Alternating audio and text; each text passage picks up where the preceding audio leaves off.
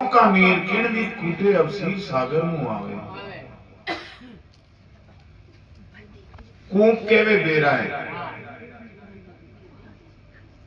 और जी बेरा के माए समुद्र की सीर आ जावे तो भी बेरा में पानी की कोई कमी नहीं रिया करा।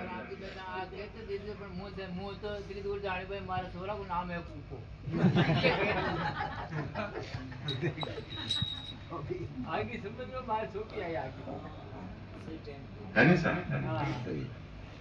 यानी जी बेरा के माए समुद्र की सीर आ जावे तो भी बेरा में चाहे कितना भी पानी का इंजन लगा और कमी नहीं आती।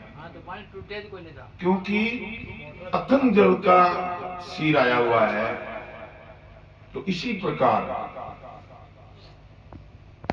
गुरु महाराज की असीम कृपा हो तो चेला के भी कोई कमी नहीं रिया करा।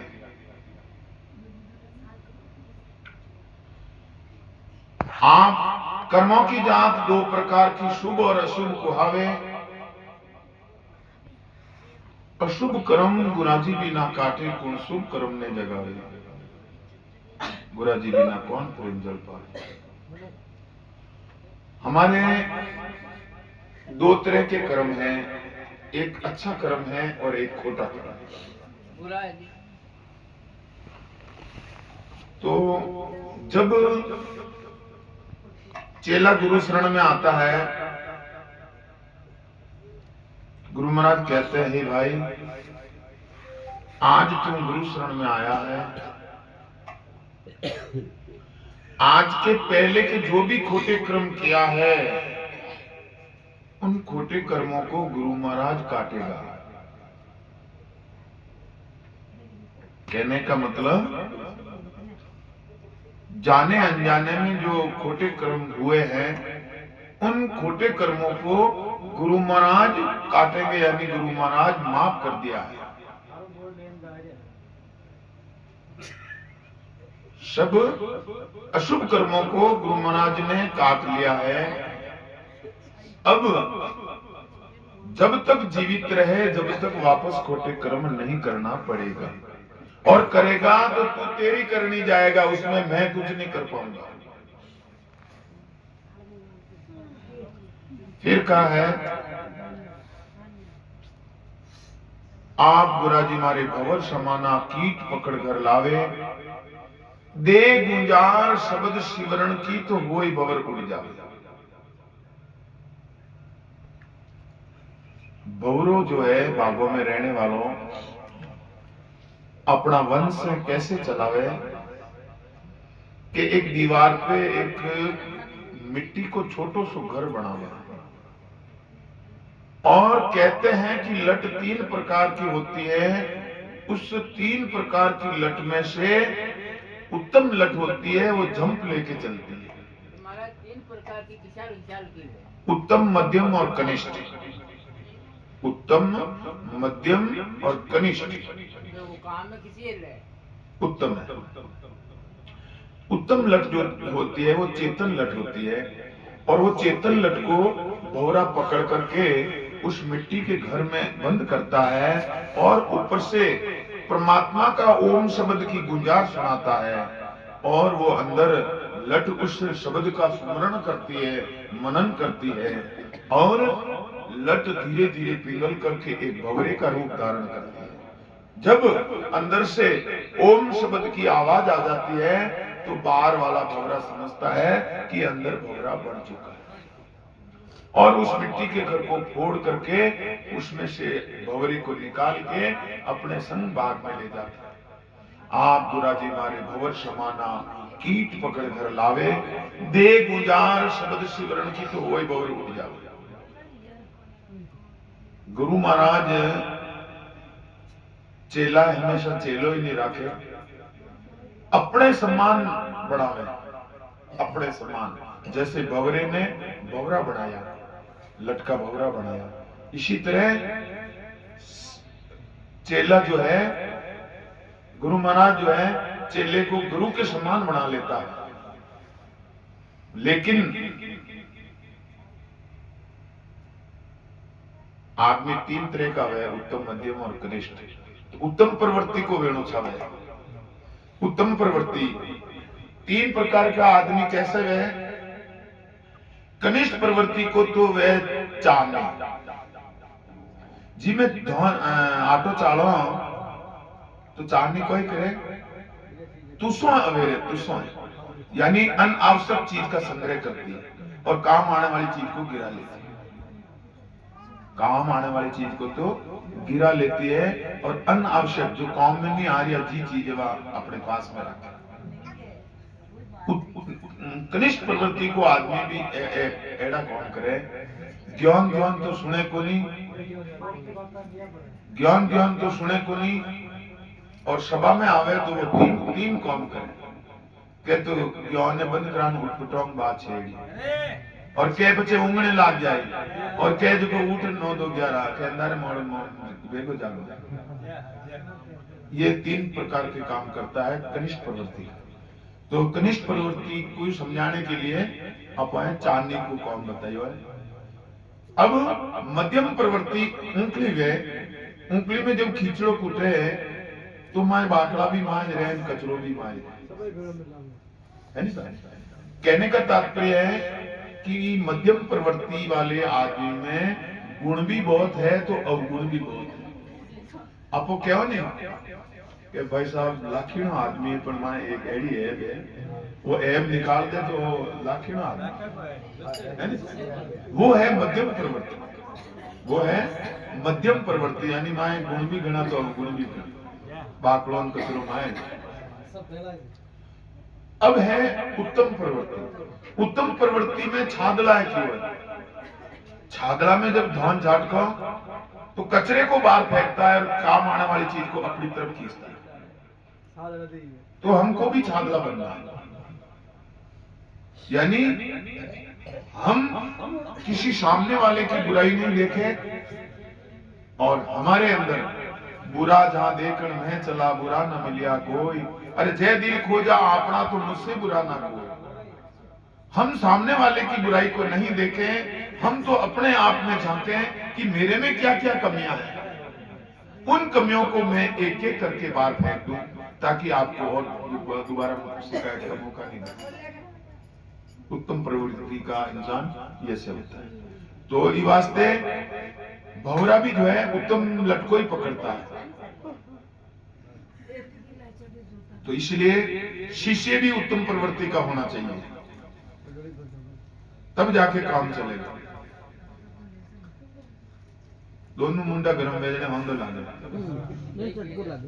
है ना, एक गरम तो गणो ने एक तो ठंडो हम दो लागने का सवाल है नहीं मालूम। फिर कहा है तिलमऊ तेल अमल में नशा, मेहंदी में लाली और काहट में अग्नि, गरुबिन कौन प्रकाश। तिलमऊ तेल, तिल के अंदर तेल है ये सबको मानना पड़ेगा। और मेहंदी हरे पत्ते की होती है लेकिन उसमें भी लाली होती है। और अमल के अंदर नशा होता है पर अपन को नजर नहीं आता। और काट कहते हैं लकड़ी को, लकड़ी के अंदर अग्नि होती है, वो अग्नि भी नजर नहीं आती। यानी ये सारी वस्तुएं पर्दे में है, नजर नहीं आती। तो हमारे अंदर भी परमात्मा है, आत्मा है, आत्मा है सोई तो परमात्मा है। तो वो आत्मा नजर नहीं आ रही है। तो जैसे तिल में तेल नजर नहीं आ रहा है, अमल में नशा नजर नहीं आ रहा है, लेकिन गुरु महाराज उस तेल में से, उस तिल में से तेल को निकालने की विधि है और विधि आ गई तो वो तिल में से तेल निकाल गया। मेहंदी बड़े हरे पत्ते की हो परंतु लाली है और उस मेहंदी को घोट के लगाने से लाली निकलती है। ये गुरु महाराज प्रकट करके बता रहे हैं। तो इसी तरह हमारे अंदर आत्मा है, उस आत्मा का दर्शन करने के लिए गुरु महाराज विधि बताते हैं और उस विधि से हम उस आत्मा का दर्शन कर सकते हैं, परमात्मा का दर्शन कर सकते हैं।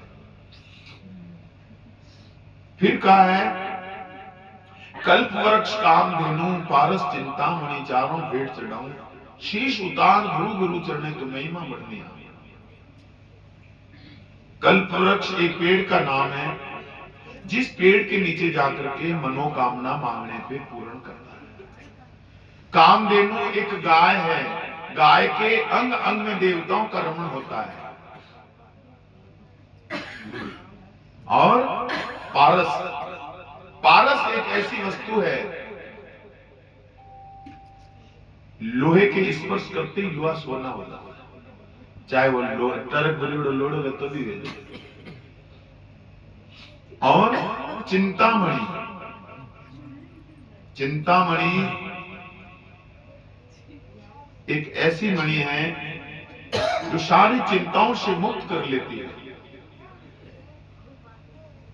तो ऐसी ऐसी वस्तुएं गुरु महाराज के अगर हम भेंट करें, शीश उतार धरु गुरु चरणे महिमा मणिया, हमारे शीश को काट करके गुरु महाराज के चरणों में रख देवे तो भी कोई उपमा नहीं होती है गुरु महाराज की। हकीकत का शीश नहीं काटना है, अहंकार रूपी शीश, अहंकार, अहंकार नहीं होना चाहिए। और जिसको अहंकार, अहम, अहम यानी अहंकार कई तरह का होता है, ज्ञान का, वाणी का, औलाद का, पैसों का, जमीन का, पद का, यानी हम किसी तरह का अहम नहीं होना चाहिए। और अहम आ गयो तो समझ लो भी कि नाव में छेद दे गयो। जब नाव में छेद हो जाता है तो उसकी डूब मतलब गारंटी नहीं रहती, वो कभी भी डूब सकती है। इसलिए अहम तो होना ही नहीं चाहिए, किसी प्रकार का अहम नहीं होना चाहिए।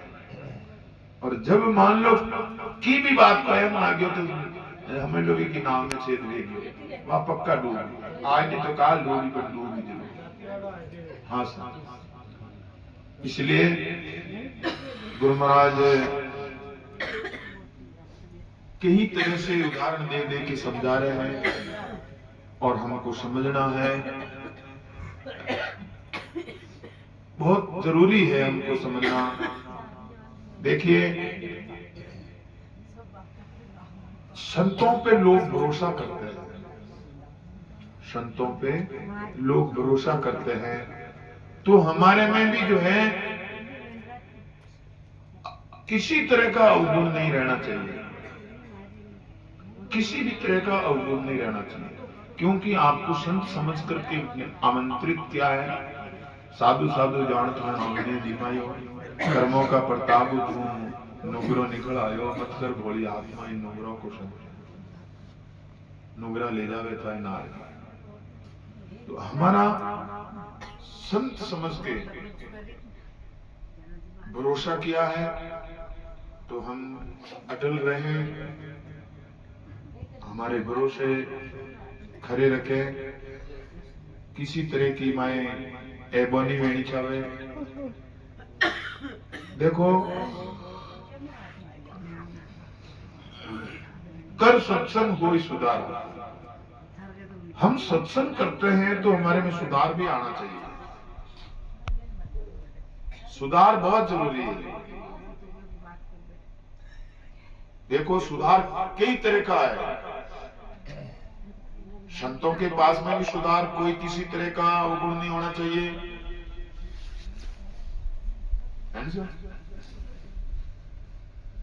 हालगड़ी माता बहनों है में भी सुधार लेना चाहे किसी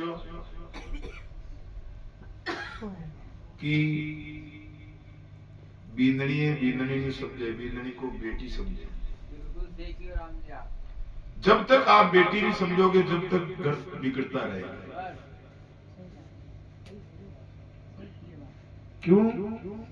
हमारी बेटी को हम सुखी देखना चाहते हैं तो जो हमारी बहू आई है वो भी तो किसी घर की बेटी है? नहीं, सासू और मां में कोई अंतर नहीं होता है। सासू और माँ में कोई अंतर नहीं है। अरे जन्म देने वाली माँ को छोड़ के तुम्हारी सेवा कर रही है, थाइयों बड़े की जाल काट रही है, कोई मतलब है? थोड़ा विचार करने की बात है। और बहू को भी सासू नहीं समझना है, माँ समझनी है कि ये मेरी माँ है। सासू समझोगे जब तक कौन बको, और वह कहे कोई दी दो, गिननी बोले सासू है कि कोई दी दो, अरे थाए लाखों को आदमी दी दो, बोले कोई बसेड़ा दे। विचार करने की बात है, विचार करने की बात है। इसलिए हम में थोड़ा थोड़ा जो भी हमारी भूल है उसमें थोड़ा थोड़ा सुधार जरूर लाना चाहिए। यही सत्संग सिखाती है। बोलो सतगुरु भगवान की जय।